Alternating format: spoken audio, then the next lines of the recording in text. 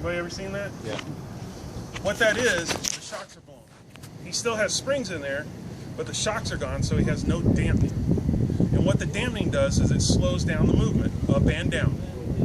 Compression is down, rebound is up. Unless you're Japanese, and then tension is up. That's why some forks will say TEN on top. That stands for tension. So you have compression going down and tension going up. And if you think of that as speed, you're perfect. You want it to go down and come up, control.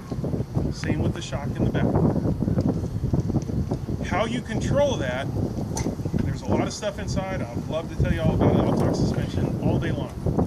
But what that is controlled with are the little screws on the top and the bottom of the forks.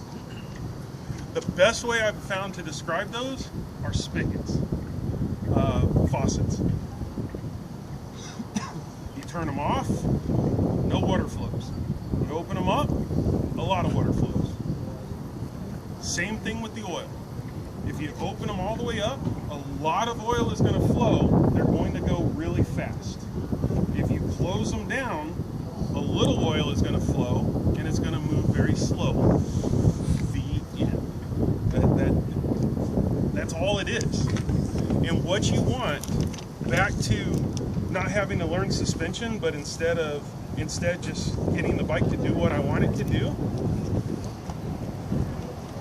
I laugh at myself when I tell this part, but up on the forks, when you get on the brakes, you want the brakes to go like that. And what they're doing is they're giving you controlled down force onto the front wheel. They're not allowing the bike to slam onto the front. They're not trying to, if they don't go down, all the weight has to go somewhere, so it transfers down and it goes right to the contact patch. And now you got a front tire that's going. So if you can get your forks to go and come within a millimeter of bottoming out right as you let it go, you've done your job. That's perfect. If it goes down too fast and hits the bottom, you got to slow them down. If it doesn't move enough, you got to open them up. And what that looks like, I'm not going to go through where everybody's is, but on most bikes, rebound is on the top. So I'm going to shut these all the way off. If they haven't ever been turned, they're kind of sticky because they got a bunch of rubber seals in there. All right, so they're shut all the way off. This is rebound. Rebound is back. We're talking speed. So I'm going to push these forks down and let them go. What's going to happen? They're going to come back up very slowly. There you go. You don't get the answer in there. Doing your class, the one thing you said, ideally, yeah, you'd like it to go down at the same pace if you wanted to come back. Remember that? Kind of, yeah. I always do that sound. See them come back up? All right, now we're going to open them all the way. And the only reason I'm showing you this is so that you'll know what they do. So now rebound is coming all the way open. What's going to happen? Shoot up.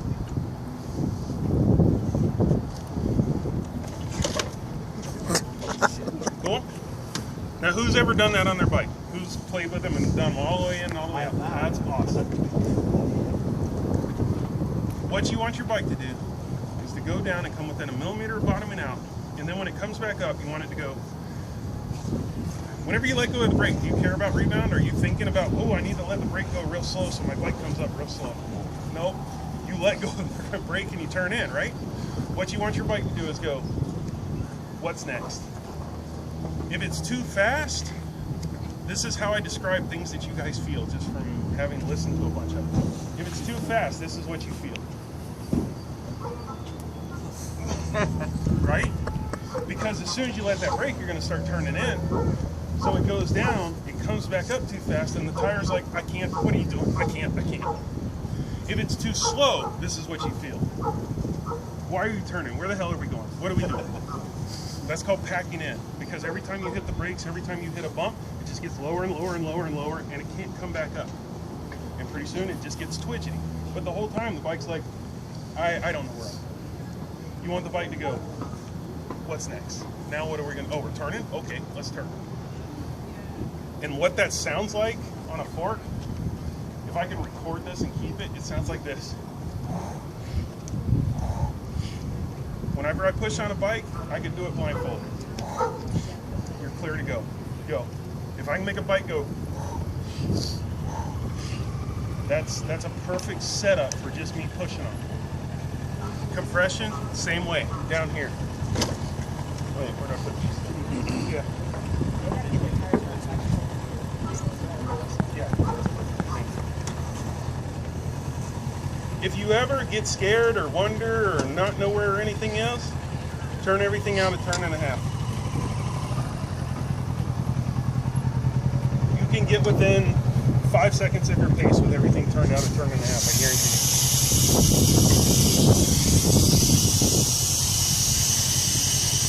So I'm going to open the compression all the way up. Hey, Ann,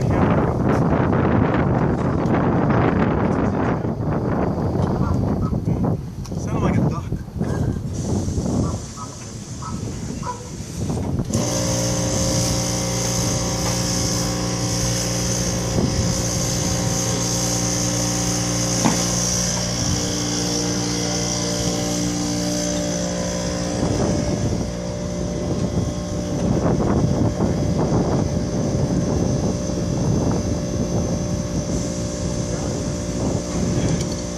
Okay, these are all the way open. It's compression.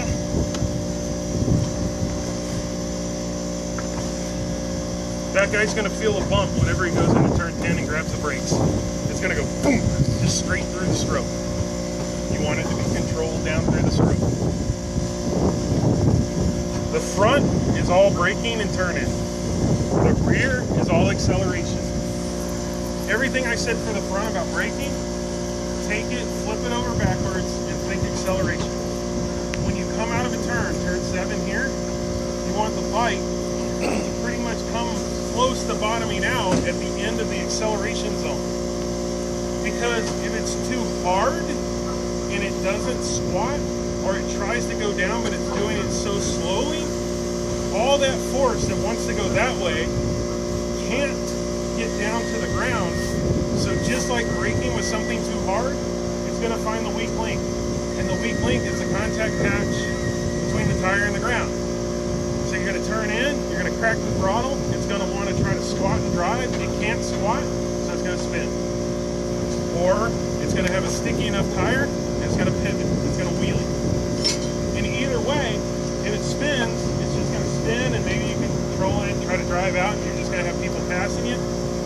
Or if it does it so slow that it's not really spinning, but it's going down so slow, it's going to pivot just a little bit up on the front.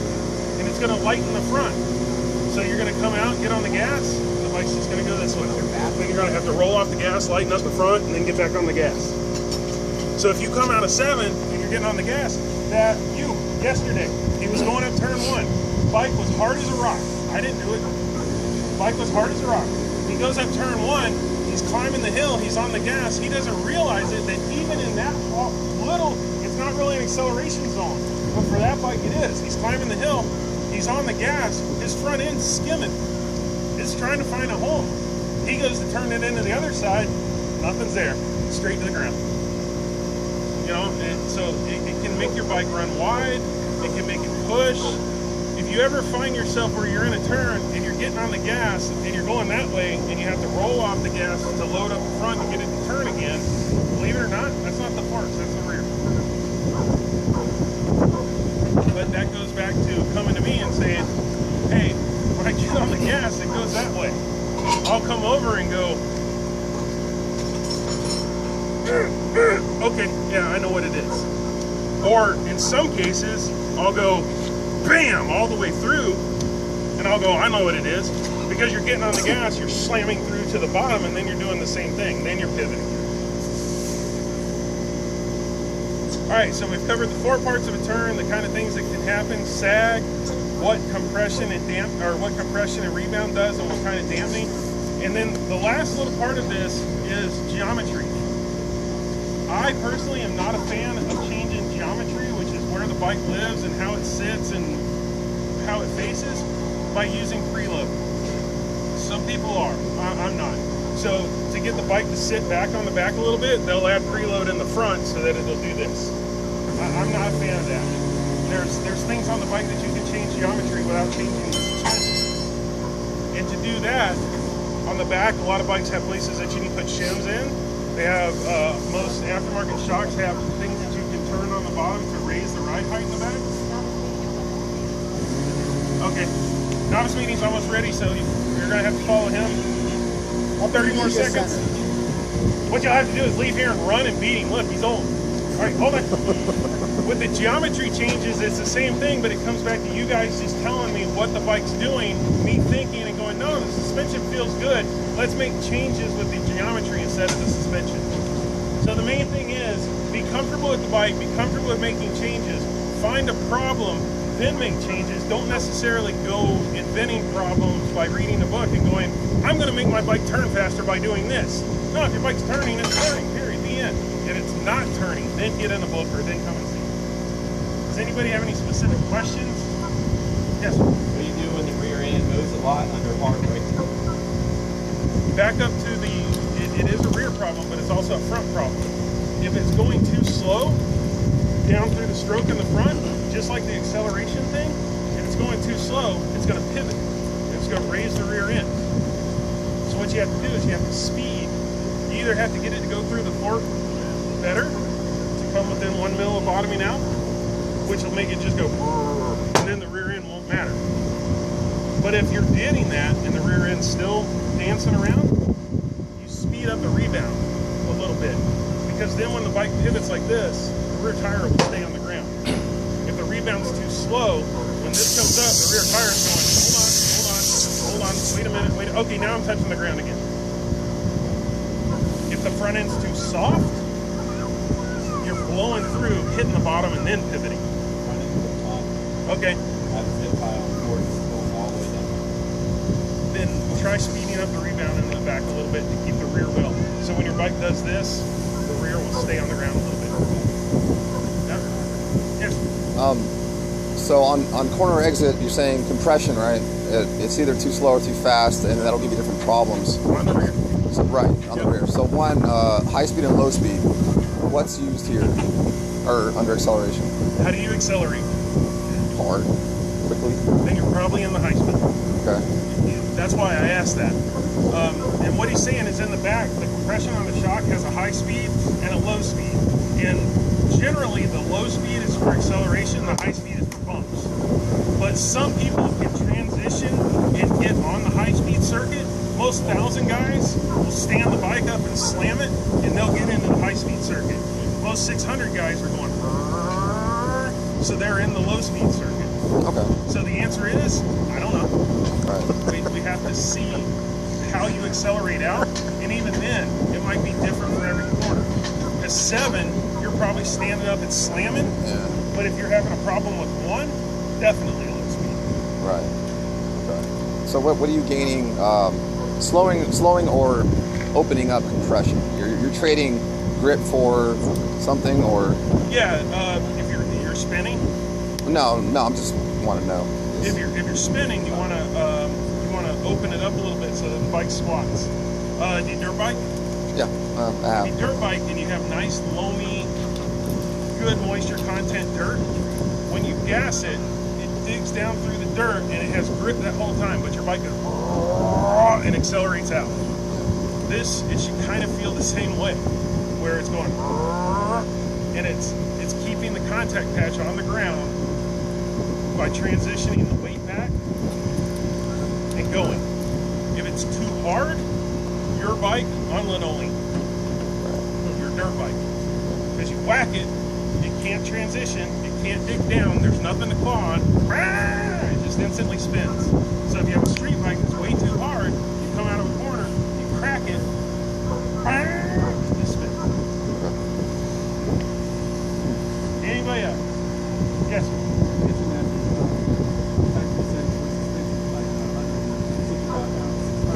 160.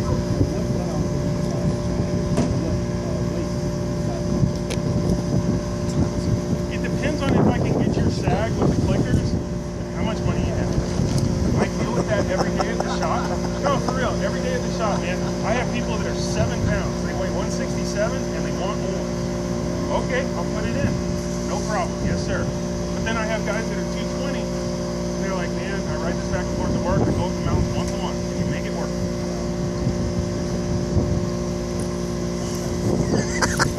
See what we can do. If I can get your sag numbers with 13 rounds of preload, let's go. It's not ideal. And the reason it's not ideal is because now you have a spring that's this compressed. The next pump you hit is going to do this. Plus, now you have dampening that wanted a 160-pound rider. That spring's trying to do that. I got to control it with the rebound. You know, so I can't answer that question. I always, you know, it's how much you want some hits. Yes, sir. My bike's been up to about 190 pounds per year, about 180 per year. 10-pound difference. Big noticeable difference. I don't think anybody would ever notice a difference until 20, 30 pounds. I really don't. Yeah. Yeah. I mean, I've played with sag numbers. I've gone everywhere from 265 to 295, and my sag numbers didn't change but 4 or 5 mil. It feels good. Yeah. I mean, you know, I've worked with racers. I worked for Opie Kaler for 7 years. That dude could feel 2 millimeters. You know? Hey, back sag's wrong. Are you sure? Ooh, yeah. You know, I mean, some people can feel it, some people can't. You know, I work for Mike Smith. Good. You take the bike off the truck, or off the truck, and you give it. Any changes, Mike? No, man. It's all right. Okay. Call me if you need me. I'll be at the house. Cool? Yep. All right, let me go change tires. Oh, let me finish his bike. Thank you. You're welcome.